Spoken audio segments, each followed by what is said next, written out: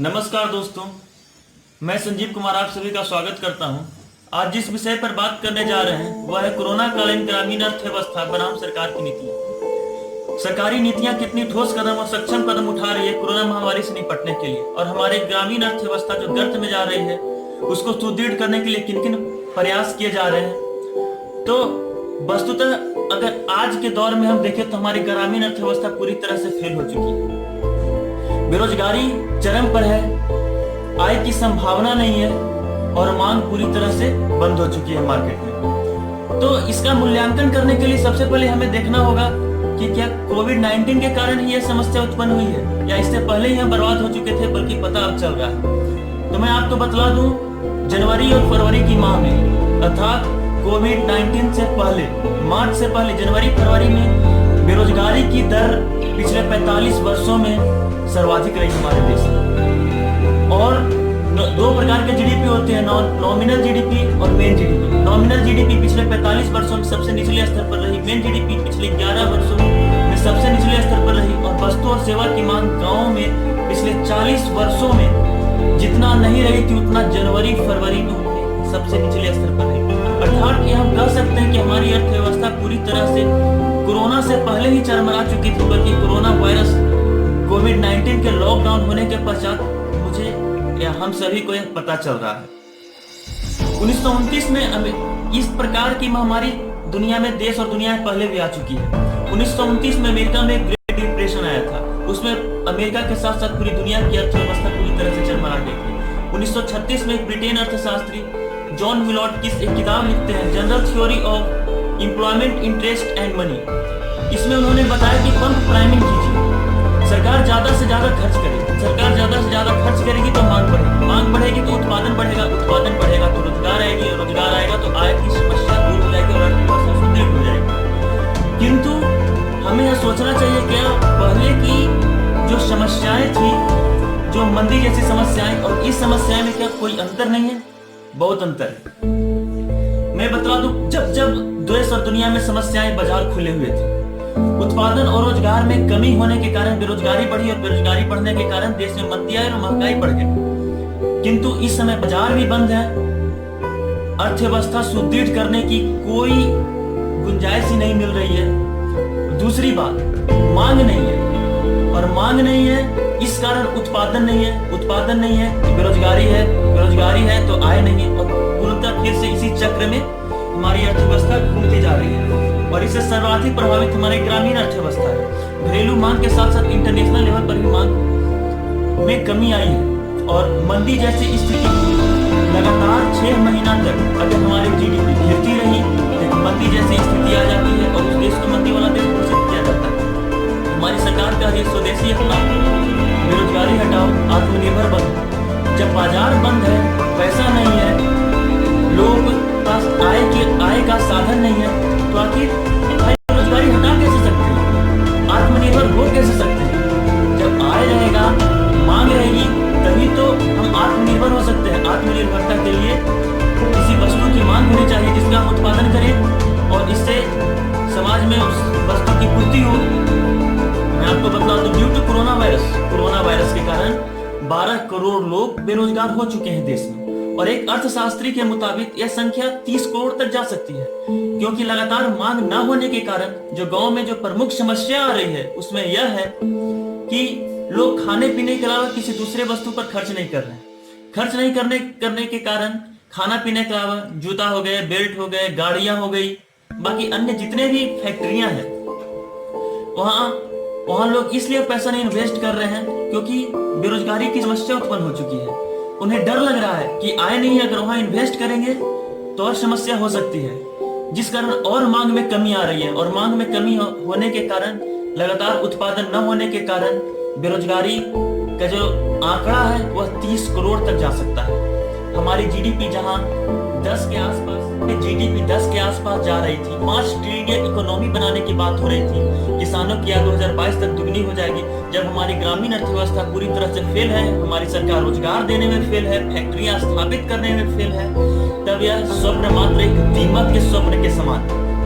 अर्थात हमारी जो किसानों की आय आप बात कर रहे हैं कि हम 2022 तक दुगनी कर देंगे, आज कोरोना वायरस के कारण जो टिंडी, भिंडी, तोरी, लौकी जो 60 रुपए किलो के आसपास बिक रही थी, आज 10 रुपए किलो के आसपास बिक रही है। अर्थात हमारी किसानों की आय आधी से भी कम हो चुकी है।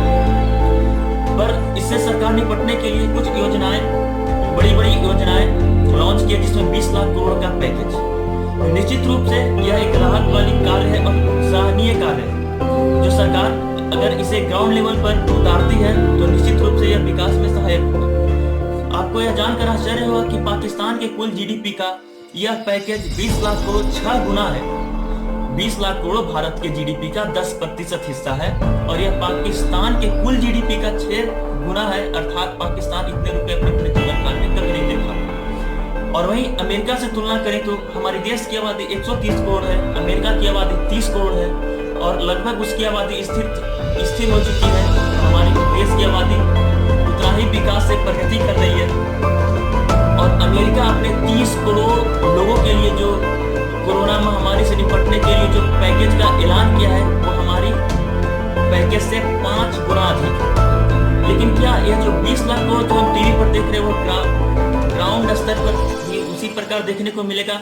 जी नहीं। मैं आपको बतला दूं, विभिन्न योजनाओं में इस 20 लाख करोड़ का पैकेज को वितरित कर दिया गया है, जैसे कि रिवर्स बैंक ऑफ इंडिया में ब्याज को कम करने के लिए, CRR, SRR, reserve repo rate, bank rate, MX bank rate को कम करने के लिए सरकार सोच रही है कि लोग ऋण लेंगे और स्टार्टअप करेंगे। जब मांग ही नहीं है तो स्टार्टअप कैसे किया जा सकता है?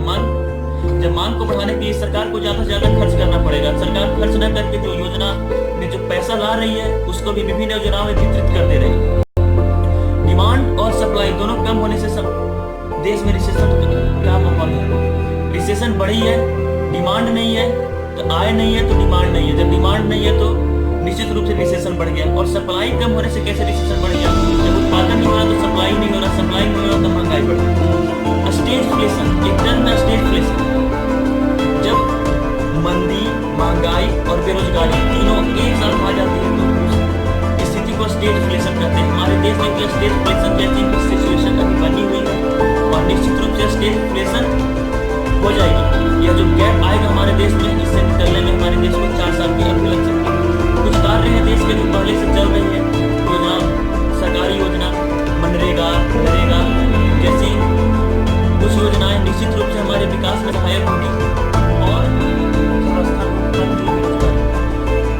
शहरों में हमारे देश की 70% ग्रामीण जनसंख्या निवास करती है और 1947 के बाद देश में सबसे बड़ी रिवर्स माइग्रेशन हुई है, जिसके कारण शहरों को छोड़कर लोग अपने गांवों में चले गए। और गांवों में जाने के बाद आपको बतला दो, गांवों की 70% जनसंख्या कृषि पर निर्भर है। हमारी कृषि में उतनी शक्ति नहीं है कि उन 70% लोगों को अपने अंदर समाहित कर ले और उन्हें रोजगार दे दे। तो मैं बात करूं, जब वो कृषि में लग भी जाएंगे तो 2 प्रकार की बेरोजगारी की समस्या हमारे देश में उत्पन्न हो जाएगी। पहली मौसमी बेरोजगारी, दूसरी अदृश्य बेरोजगारी या छुपी हुई बेरोजगारी या प्रच्छन्न बेरोजगारी। मौसमी बेरोजगारी किसे कहते हैं?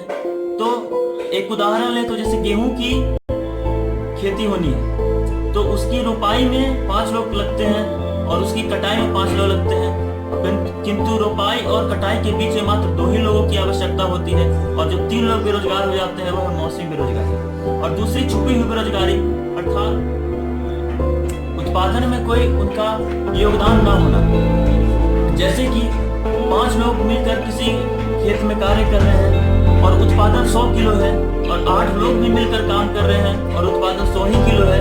जो 3 लोग जो उसमें लगे हुए हैं उनका मार्जिनल प्रोडक्टिविटी 0 है। अर्थात यह है अदृश्य बेरोजगारी। 2 प्रकार की बेरोजगारी की समस्या उत्पन्न हो सकती है। सरकार की कुछ नीतियां हैं, मनरेगा, नरेगा थोड़ी समस्याओं को कंट्रोल कर सकती है और यह शुक्र है कि पहले से इन योजनाओं का क्रियान्वयन हो चुका है गाँव में। और जो आत्मनिर्भरता वाली बात है, सबसे बड़ी बात हम आपको बतला दें, राजस्थान, उत्तर प्रदेश, बिहार, झारखंड, छत्तीसगढ़, पश्चिम बंगाल, झारखंड, ये जो 7-8 बीमारू राज्य हैं, इनकी बहुत बड़ी जनसंख्या पलायन करके महाराष्ट्र, तेलंगाना, आंध्र प्रदेश, तमिलनाडु जैसे राज्यों में जाकर कार्य करती है। अर्थात ये 8 राज्य जहां देश की सर्वाधिक जनसंख्या निवास करती है, खुद आत्मनिर्भर नहीं। फिर सरकार कैसे आत्मनिर्भरता की बात करती है? सरकार खुद अपने नागरिकों के ऊपर, प्रवासी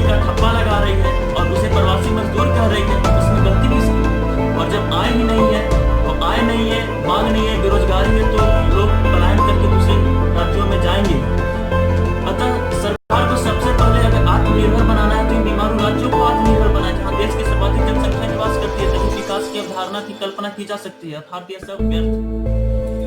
समाधान है सरकार चुनाव पर कम और अर्थव्यवस्था को सुदृढ़ करने पर ज्यादा जोर दे। जहां ना पहुंच रहा राशन वहां पहुंच रहा है भाषण, वर्चुअल रैली। इससे समस्या का समाधान नहीं हो सकता है। समस्या का समाधान करने के लिए सरकार को देश के सबसे निचले स्तर पर उतरकर कार्य करना होगा। अर्थशास्त्री कहते हैं कि भारत में नीतियां बहुत ही अच्छी है, बस नीतियां लागू नहीं होती है। वहीं एक दूसरी अर्थशास्त्री कहते हैं कि कल्याण के लिए भारत सरकार इतने ठोस कदम उठाती है कि इतने ठोस होते हैं कि लोग उठ ही नहीं पाते। दूसरी समस्या बिचौलियों का समस्या है। गाँव में किसानों से उनकी उपज लेते हैं कम दाम पर और वो जाकर शहरों में उचित मूल्य उससे भी मूल्य पर बेच देते हैं। किसानों से कम मूल्य पर खरीदते हैं, किसान गरीब हो जाता है। वहां जाकर शहरों में अधिक मूल्य पर बेचते हैं, जिसे बेचते हैं उसे भी गरीब करते हैं। सरकार शहरों में महंगाई बढ़ाती है, शहरों में महंगाई बढ़ती है और गाँवों में किसान गरीब हो जाते हैं। और इन बिचौलियों के ऊपर सरकार कोई कार्य नहीं कर रही है, इस पर ध्यान करें। और ये निरंतर हमारे समाज की सबसे प्रमुख समस्या है कि जो मीडिएटर है शहर और गाँव के बीच में जो फसल का आदान प्रदान कर रहे हैं वह तो मजबूत हो रहे हैं, लेकिन हमारे किसान फिर से अपनी अर्थव्यवस्था के साथ साथ पूरे ग्रामीण गर्त की ओर जा रही है। हमारे देश में गाँव में इंफ्रास्ट्रक्चर नहीं है, कोल्ड स्टोरेज नहीं है, इलेक्ट्रिसिटी नहीं है। भारत सरकार आत्मनिर्भर की बात कर रही है, सरकार खुद आत्मनिर्भर नहीं है। हमारे देश में शौचालय 70 वर्षों बाद आई है, जो घर घर तक पहुंच चुकी है। अगर शायद यह शौचालय भी नहीं रहती तो शायद सुबह जाते और फिर कोरोना लेकर वापस आ जाते। इस तरह की समस्याएं बनी रहती। एग्रीकल्चर वर्कर के लिए मिनिमम वेजेस फिक्स कर देना चाहिए सरकार को। जैसे सस्ते दरों पर अनाज जन वितरण प्रणाली के माध्यम से उपलब्ध कराने चाहिए। मिनिमम बेसिक इनकम या यूनिवर्सल बेसिक इनकम, जैसे कि ऑस्ट्रेलिया, न्यूजीलैंड, स्विट्जरलैंड आदि इन सभी डेवलप्ड देशों में जहां जनसंख्या कम है, सरकार एक मिनिमम वेजेस फिक्स कर दी है। अर्थात उनके जीवन यापन के लिए उन्हें जितनी एक माह की रकम चाहिए सरकार उनके खाते में ट्रांसफर कर देती है। और आपातकाल की स्थिति में जैसे कि मिनिमम वेजेस 10,000 होने चाहिए और उनकी आय 5,000 है तो सरकार अपने खाते से उसे 5,000 रुपए उसके खाते में ट्रांसफर कर देती है। शायद यह भारत में मुमकिन ना हो क्योंकि हमारी देश की जनसंख्या बहुत बड़ी है और डिजिटल पेमेंट में भी हम काफी पीछे हैं। किंतु कुछ समस्याएं हैं जो विचारणीय है और भारत के प्रत्येक नागरिकों को सोचना चाहिए। कोरोना के 15 दिन बाद ये हमारे देश में पीएम केयर फंड का निर्माण हो जाता है। आपको पता होना चाहिए हमारे देश में कंटीजेंसी फंड है, संविधान में यह अंकित है। आपातकालीन परिस्थिति में इन फंडों का उपयोग किया जा सकता है। हमारे जब देश में आपने रोजगार नहीं दिया, पिछले 45 वर्षों की सबसे बड़ी मंदी आ चुकी है, बेरोजगारी चरम पर है, बिना वैकेंसी के फिर आपका खजाना खाली कैसे हो गया? मिनिमम गवर्नमेंट, मैक्सिमम गवर्नेंस की बात करने वाले, सबका साथ सबका विकास करने वाले, आपको सोचने की आवश्यकता है कि सरकार क्या हमारी सरकार 3 महीने का भोजन भी उपलब्ध करने में असमर्थ है? तब जब ऐसी स्थिति है हमारे देश में तो जापान से रुपए लाकर भारत में बुलेट ट्रेन चलाने की कोई आवश्यकता नहीं। हमारे देश के 70% आबादी जो 1 लाख रुपए में बुलेट बाइक मिलती है उसे नहीं देखा है। तो यह तो एक कल्पना है कि इस बुलेट ट्रेन लाने से हमारे देश का विकास होगा। है कि अर्थशास्त्री कहते हैं कि करप्शन पर और योजनाओं के लागू होने पर सरकार को विशेष ध्यान नहीं दे रही है। योजनाएं क्रियान्वयन कर दिया जा रहा है पर उसकी किस प्रकार समाप्ति हो रही है इस पर ध्यान नहीं दे रही है, करप्शन पर ध्यान नहीं दे रही है। मैं किसी विशेष पार्टी से नहीं हूँ, नहीं मैं पार्टी के विपक्ष से, ना ही मैं किसी वामपंथ से जुड़ा हूँ। बस सरकार की नीतियाँ जो कोरोना कालीन ग्रामीण अर्थव्यवस्था को पूरी तरह से प्रभावित कर चुकी है और इससे निकलने के लिए उपाय मात्र सरकार ही कर सकती है। अतः हमारे देश की जो अर्थव्यवस्था अर्थात सरकार ग्रामीण अर्थव्यवस्था को सुदृढ़ करने के लिए विशेष रूप से निश्चित रूप से अच्छा कदम उठाए, प्रगतिशील कदम उठाए, योजनाओं का लाभ गांव के प्रत्येक लोगों तक पहुंच सके। और जो 8 बीमारू राज्य हैं, बिहार, छत्तीसगढ़, पश्चिम बंगाल, उत्तर प्रदेश, झारखंड, सबसे पहले इन्हें आत्मनिर्भर बनाने का प्रयास किया जाए। इनकी बहुत बड़ी जनसंख्या कृषि पर निर्भर है और जब वह उनकी निर्भरता आत्मनिर्भरता में परिवर्तित हो जाएगी तो दूसरे राज्यों में पलायन रुक जाएगा, प्रवासी मजदूरों की संख्या में कमी आएगी और उनके भारत में रहते हुए भी उनके पीठ पर प्रवासी का ठप्पा नहीं लगेगा। तभी हम देश की निश्चित रूप से विकास की अवधारणा पर कल्पना कर सकते हैं। ठीक है दोस्तों, आपने मुझे इतना समय दिया, बहुत बहुत धन्यवाद। जय हिंद।